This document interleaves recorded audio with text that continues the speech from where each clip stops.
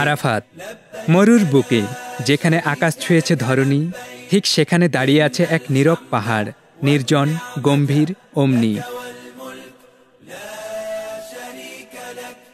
তার চূড়া থেকে বাতাসে ভেসে আসে কান্নার শব্দ, প্রার্থনার ধ্বনি, আত্মার আর্তনাদ।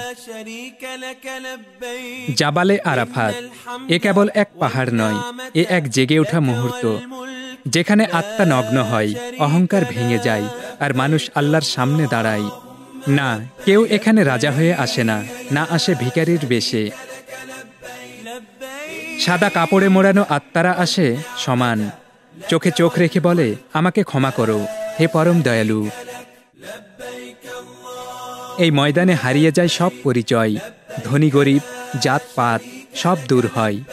শুধু আমি এক বান্দা, আর তিনি রব্বুল আলামিন। এই নীরবতাই যেন বাজে রহমতের সঙ্গীত।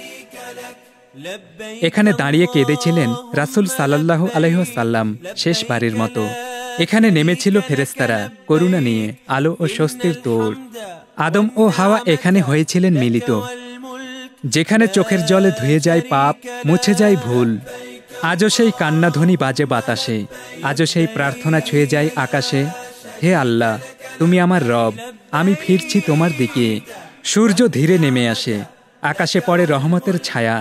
এমন মুহূর্ত যেন মনে হয় আল্লাহ নিজের হাত রেখেছেন বান্দার কাঁধে, বলছেন, তোমার পাপগুলো আমি মাফ করে দিলাম। আরাফাত, তোমার বুকে ঝরে পড়ে হাজার কান্না, আর ফিরে যায় মানুষ, হৃদয়ে আলো, মুখে দোয়া, আর পিঠে হজ কবুলের বরকত। আল্লাহ সকল হাজির হজ কবুল করুন, আমিন। لبيك لا شريك لك لبيك